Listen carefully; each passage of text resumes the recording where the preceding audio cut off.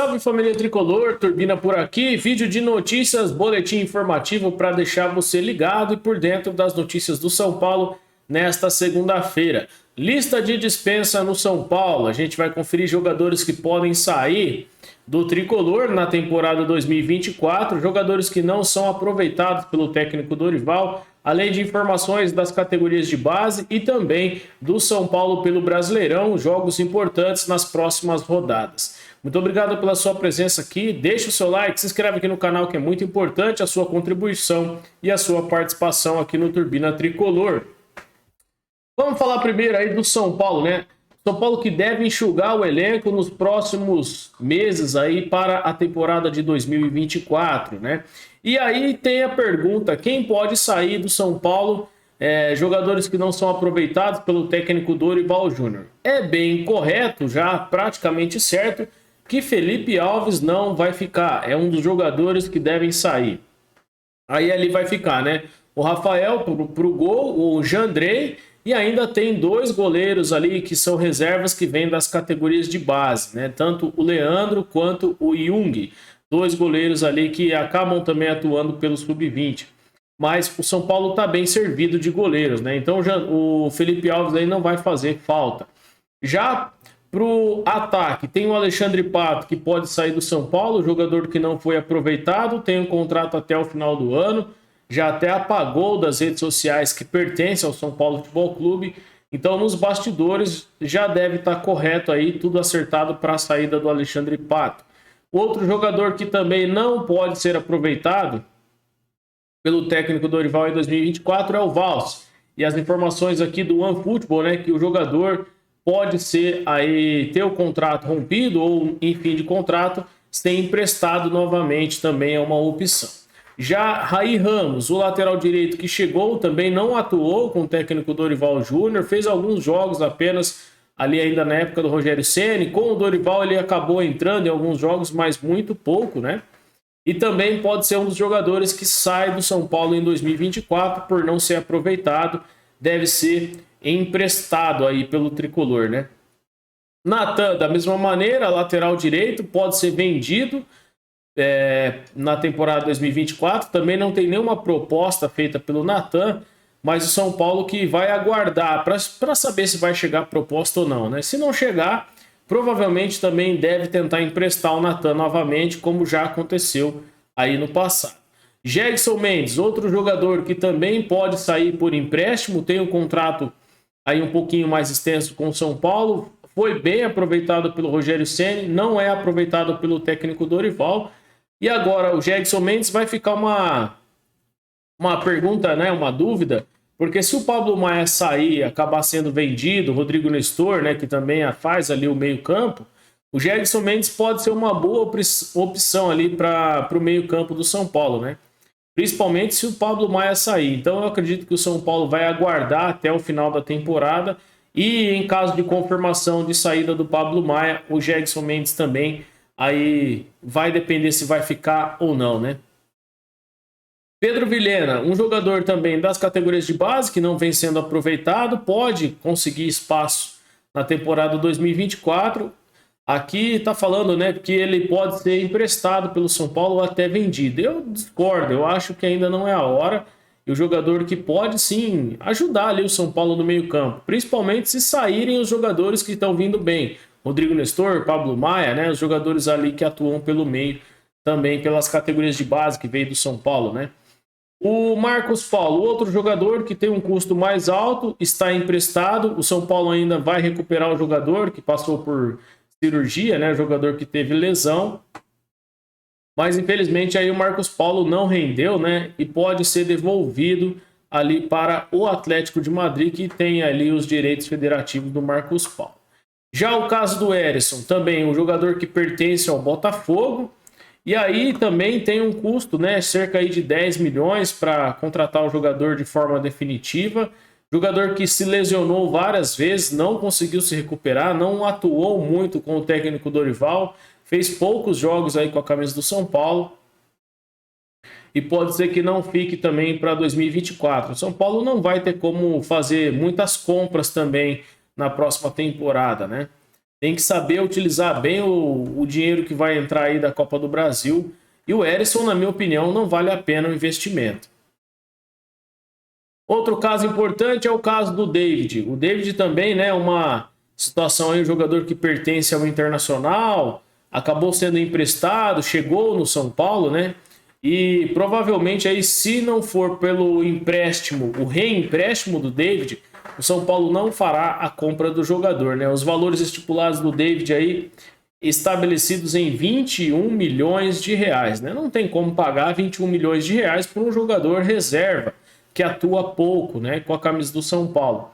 Aí, então, se caso o Internacional, que tem ali os direitos do jogador, não deixar, né, não topar mais uma temporada de empréstimo, não deixar ele no São Paulo por empréstimo, o São Paulo não vai fazer o investimento de compra do David, né? Infelizmente aí poderia ser um bom jogador que pudesse ali ajudar o São Paulo, né, como uma boa opção de reserva, mas vai depender também do clube que detém os direitos aí, que é o Internacional. Na minha opinião, não vale a pena 21 milhões pelo David. São as informações que estão no site do OneFootball, galera, para falar aí do São Paulo pela pesquisa aqui do Sport News Mundo no dia 2 de outubro, nesta segunda-feira. Vamos falar também de informações do Tricolor, né? Classificado para as quartas de finais, a categoria Sub-15 pelo Campeonato Paulista Feminino acabou aí vencendo o Adeco no Paulista Sub-15 e encerrou a primeira fase na segunda colocação do Grupo 1, né? Então, parabéns aí às meninas do São Paulo, venceram o último jogo por 3-1 e permanecem aí na briga pelo Paulista Feminino Sub-15. Informações também dos meninos, né, das categorias de base aí do São Paulo, né? O Tricolor que perdeu para o Palmeiras no jogo de ida aí por 3-1, infelizmente sai atrás no primeiro confronto aí das oitavas de final, e vai ter o jogo de volta no próximo domingo, né? Então aí, ó, os jogos do Sub-11 e Sub-13. Sub-11 e Sub-13 empataram, abriram aí as oitavas do Campeonato Paulista, né? Os times que conseguiram ali jogar fora de casa na manhã do último domingo. E o time mais jovem aí empatou sem gols com o União Mogi, enquanto o Sub-13 já empatou em 1-1 com o 15 de Piracicaba. E aí o gol marcado pelo Nicolas Francisco, o gol do São Paulo, né? Os confrontos de volta acontecem no próximo domingo, no dia 8, em Cotia, às 9 horas da manhã joga o Sub-15 e às 10h30 joga o Sub-13. A entrada é franca para a torcida do São Paulo Futebol Clube, né? Então o Sub-13 enfrenta o 15 de Piracicaba no próximo domingo às 10h30 e o Sub-11 enfrenta o União Mogi também no próximo domingo às 9 horas da manhã em Cotia. Já aí a categoria mais velha, né, infelizmente aí acabou perdendo por 3-1 e o São Paulo agora vai tentar reaver, né, o jogo de volta aí. Infelizmente o São Paulo sai atrás no Sub-15. Informações do São Paulo Futebol Clube, aqui eu vou compartilhar a tela com você, que eu acho importante também você ver. Os 63 anos de inauguração do Morumbi, né? Hoje o Morumbi completa 63 anos da inauguração. Então tem aqui as fotos no site oficial aí do São Paulo Futebol Clube. Interessante aí, né? O Morumbi, as mudanças que tiveram no Morumbi, o jogo de inauguração também, né? Toda a área que está ali no perímetro do Morumbi, ao redor ali. Tem toda a história também de construção do Morumbi, né? Uma história muito linda. A gente pode observar aí toda a ajuda, esforço, né, que o São Paulo teve para conseguir o seu estádio. E hoje a gente tem aí o estádio Morumbi como um estádio raiz, né? As fotos aí da construção, da operação de inauguração do Morumbi, toda a história que pertence ao São Paulo Futebol Clube, né? E na minha opinião aí é um belíssimo estádio. E se for planejado aí para ser reformado, tem que ser muito bem organizado, muito bem pensado, né? Porque o Morumbi tem uma história maravilhosa, toda a luta, todo o esforço que foi feito para construir o estádio, né? O São Paulo que ficou muito tempo aí sem ganhar por conta disso, né? Teve muita história envolvendo aí o Morumbi. E aí tem as fotos do Morumbi, né? Também aí da participação de jogadores, de torcedores, de toda a história e a área do Morumbi, né? Então, exatamente aí há 63 anos, no dia 2 de outubro de 1960, o São Paulino realizava um grande sonho ao inaugurar o estádio próprio, né?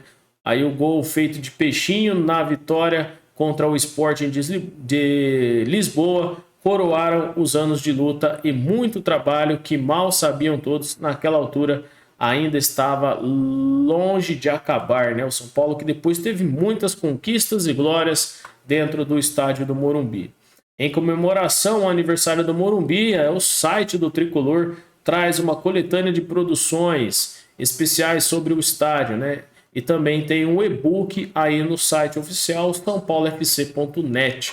Você pode acompanhar aí pelo site oficial do São Paulo, né? Tem aqui para você fazer o link para você fazer o download aqui do e-book e vai estar no primeiro comentário fixado o link para você acessar e conferir. Beleza, galera? São as informações aí do Morumbi completando 63 anos na inauguração do estádio. Informações aí do Campeonato Brasileiro. Resta apenas um jogo nesta rodada, né? O jogo entre Goiás e Botafogo, Botafogo e Goiás. E aí teve uma mudança na tabela, né? Eu acabei trazendo ontem no vídeo de repercussão a tabela do campeonato e houve mudança porque o RB Bragantino virou o jogo para cima do Palmeiras e subiu para a segunda colocação. Na sequência ali, Grêmio, Palmeiras, Flamengo, Fluminense e Atlético Mineiro, Atlético Paranaense, Fortaleza, e aí vem o São Paulo na 10ª colocação, né, com 34 pontos, foram 25 rodadas, 9 vitórias, 7 empates e 9 derrotas, 31 gols marcados, 27 gols sofridos, e tem um saldo positivo aí de 4 gols. Virando a parte de baixo da tabela, né, Cuiabá, Cruzeiro, Corinthians, Internacional, Santos, Vasco da Gama, Goiás, Bahia, América Mineiro e Coritiba, são no momento aí os times que estão na zona de rebaixamento. Na parte de baixo da tabela, o São Paulo ainda tem o confronto contra Cuiabá, contra Cruzeiro, contra o Santos, contra o Vasco da Gama, contra o Goiás e contra o Bahia. Então, se a gente pensar aí do 10º para baixo, o São Paulo tem bastante jogos aí pela parte de baixo da tabela. E aí é mata-mata, né? O São Paulo que precisa fazer com que esses clubes, esses times percam pontos e o São Paulo que precisa buscar vitórias fora de casa para conseguir seguir bem aí no Campeonato Brasileiro, né? Os próximos jogos aí do São Paulo contra o Vasco da Gama no Rio de Janeiro, jogo fora de casa, já com ingressos esgotados para toda a torcida. O Vasco da Gama aí que vai buscar de toda maneira a vitória, né? O São Paulo ainda não venceu fora de casa. Depois São Paulo tem um confronto contra o Goiás, também fora de casa, recebe o Grêmio no Morumbi e depois tem o Palmeiras fora de casa. Então são jogos importantes que o São Paulo vai precisar aí fazer um pouquinho de esforço para conseguir a vitória e conseguir aí se afastar ainda mais da zona de rebaixamento. No momento, São Paulo está aí pelo menos a 9 pontos da zona de rebaixamento, que é o primeiro colocado ali da saída da zona de rebaixamento, né? O 17º, que é o Goiás. Informações do Campeonato Brasileiro, informações do São Paulo Futebol Clube, lista de dispensa, jogadores que não devem ficar porque não são aproveitados pelo técnico Dorival Júnior e também possíveis saídas, né? O Wellington, Rodrigo Nestor, Pablo Maia e Beraldo são os principais jogadores que podem ser vendidos na próxima temporada, né? Há umas informações aí do Gabriel Sá também circulando nas redes sociais que o Barcelona está de olho no Beraldo e ele pode sair do São Paulo na próxima janela. A gente vai esperar, vamos aguardar, vamos ver se acontece alguma coisa mais concreta a respeito do mercado da bola e eu trago aqui para informar você. Muito obrigado pela sua presença, uma excelente semana para você, um forte abraço. Valeu!